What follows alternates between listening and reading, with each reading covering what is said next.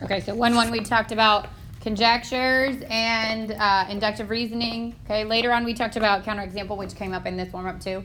Number 1 says describe a pattern in the numbers, write the next number in the pattern. So 20, 22, 25, 29, 34, what's happening there?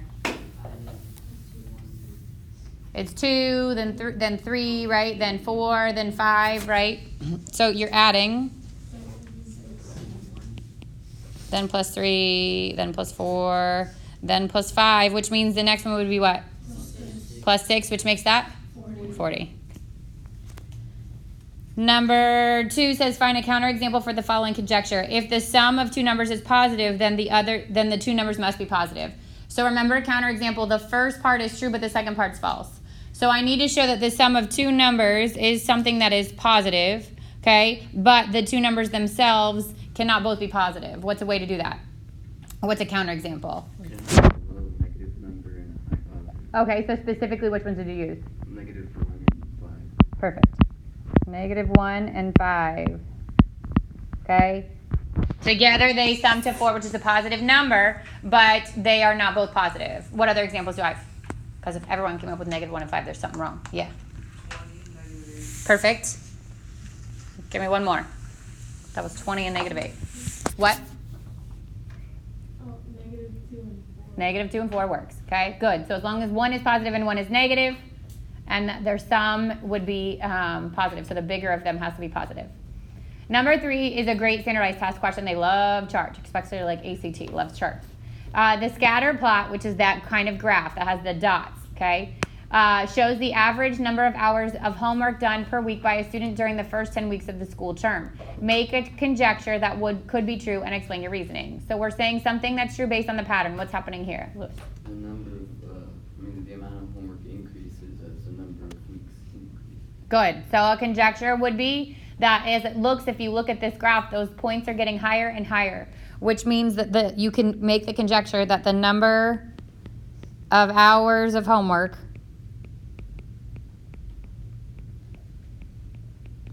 increases as the weeks progress, or anything like that.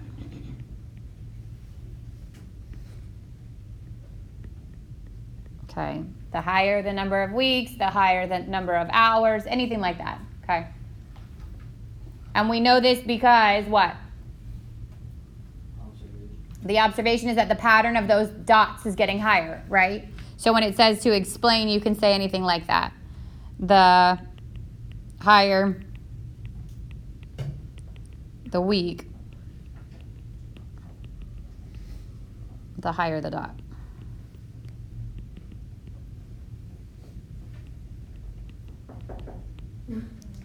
Or number of hours of homework.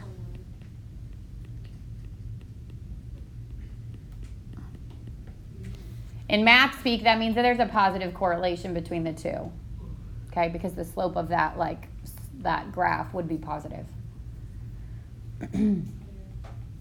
But again, that needs to just be in your own words. It doesn't have to be word for word. All right, 2-2 was now when we talked about the if-then statement, the inverse, the converse, the contrapositive, the biconditional statement, and the counter example. So number 1 says for the given statement, write if-then form, then the converse, inverse, and contrapositive. So if I said sophomores take driving lessons, what if-then statement could you make from that?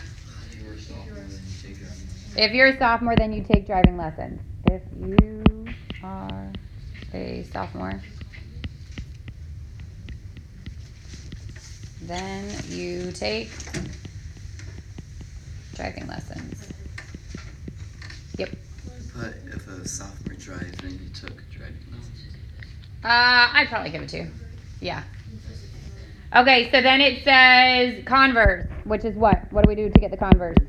Switch the order. If you take driving lessons,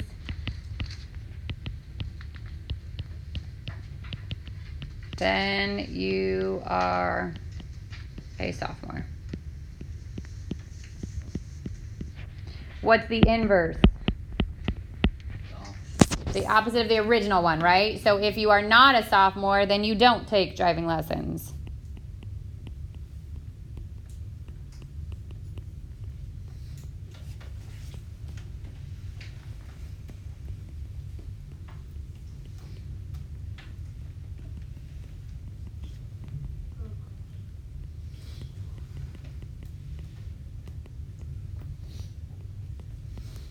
And then the last one is the contrapositive. How do we do that? Switch it and negate it. So if you do not take driving lessons,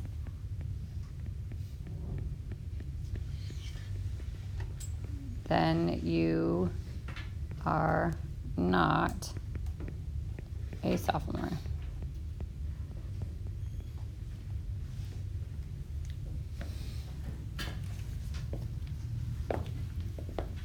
Questions on any of those? So again, you got to make sure you can be able to do the if-then, the converse, the inverse, the contrapositive. Number 2 says, decide if the statement about the diagram is true and explain. Ray BD bisects angle ABC. Is that true? Yes. How do you know that? Because of the lines that show that the angles are the same. Good. So the congruency marks show that the angles are the same, right? Congruence.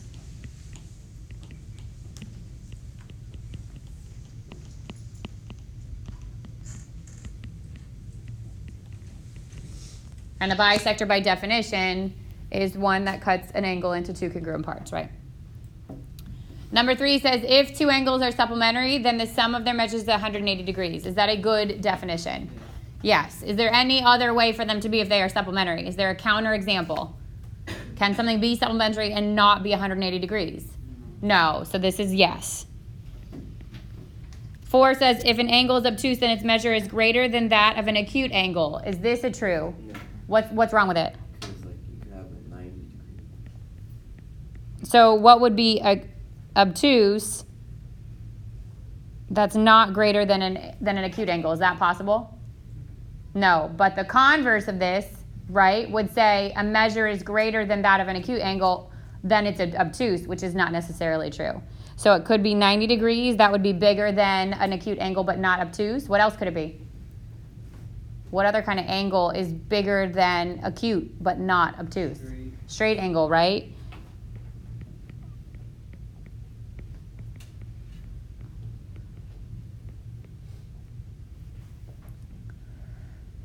Does that make sense?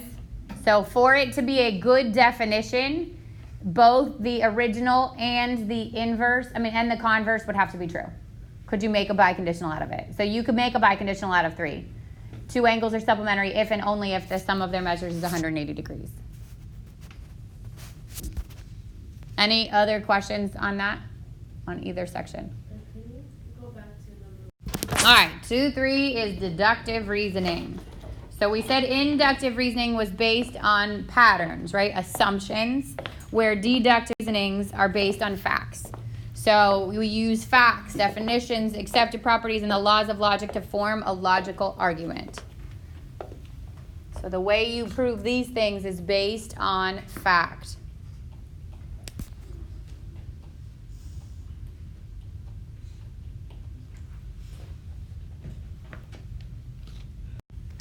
The law of detachment says if the hypothesis of a true conditional statement is true, then the conclusion is also true. So there's multiple true parts there, right? It's saying, 1, your initial conditional statement, God bless you, has to be true. And then if that's true and the if part happens, you can assume that the conclusion or the then part will happen.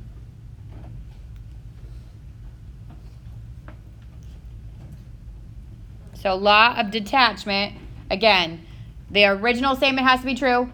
If that's true and the if happens, you can assume that the then happens. So for example, this says, if it's Friday, then I eat pizza. So if every Friday you eat pizza and that is fact and it's Friday, guess what's going to happen today, folks? You're eating pizza. Does that make sense? So the tacos, no. If the initial statement is always true, okay? So if it's Friday, I will eat pizza. If that's 100% true, then it's Friday morning, you wake up, you know at some point that day you're going to be eating pizza. The little symbols here, the P represents your hypothesis. So when you see P, it means hypothesis. When you see Q, it means conclusion. So this is my P, this is my Q. Thank you. try that again. Q is the conclusion. Okay, so this is P, this is Q. So now P happens, which means that the hypothesis happened, and then that means Q happens. You'll eat pizza that day.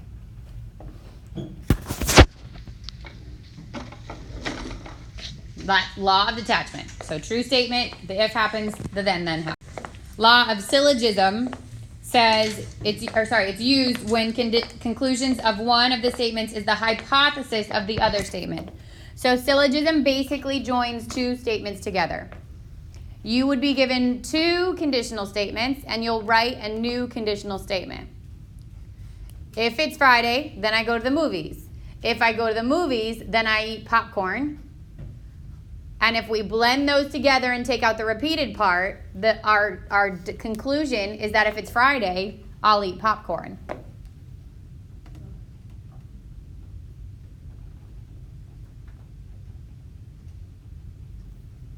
you're just taking out the repeated. Exactly. Take out the middleman, whatever part repeats.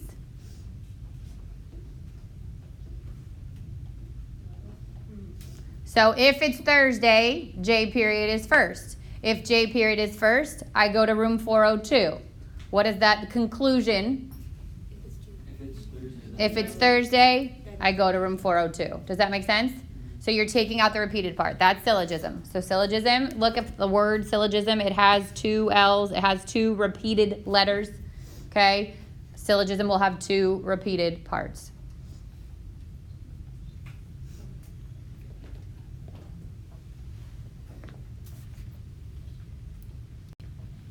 All right, example 1 says, if 90 degrees is less than the measure of angle R, which is less than 180 degrees, then angle R is obtuse. The measure of angle R is 155 degrees. Using the law of detachment, which statement can you make? So detachment says that the initial statement is true. So this is our initial statement, right? That if the measure of angle R is in between 90 and 180, then it's obtuse, right? We agree on that? Okay, now it says the measure of angle R is 155 degrees. What do we assume from this? R is an obtuse. Our angle R is obtuse. So detachment only has one statement. And if the if occurs, then we assume the then is occurring. Example 2, if Janelle gets a job, then she can afford a car. If Janelle can afford a car, then she will drive to school. Using law of syllogism, what statement can be made? If Janelle gets a job, then she can drive to school. Good. If Janelle gets a job,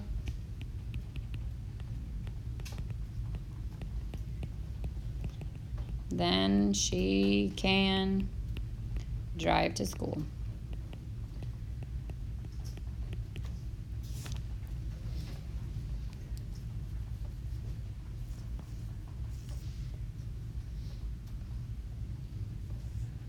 Example 3, state the law of logic that is illustrated. If you get an A or better on your math test, then you can go to the movies. If you can go to the movies, then you can watch your favorite actor.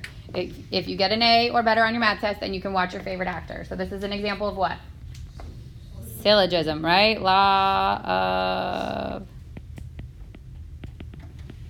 syllogism.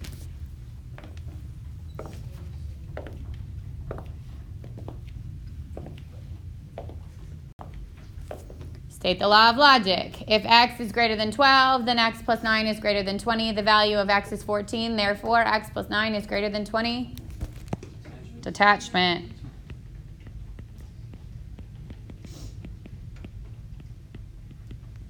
Easy stuff, right? Okay, this one says decide whether it's inductive or deductive reasoning is used to reach the conclusion and explain your reasoning. Again, inductive is based on patterns, deductive is based on facts. So the first one says each time Monica kicks the ball up in the air, it returns to the ground. The next time she kicks it up in the air, it will return to the ground. What is that? Inductive. Because it's a pattern, right? And B says all reptiles are cold-blooded. Parrots are not cold-blooded. Sue's pet parrot is not a reptile. Deductive, because it's based on facts. Good.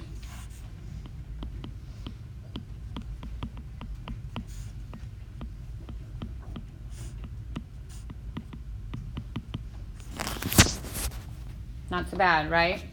Questions? Can you go back to simple ones? Sure.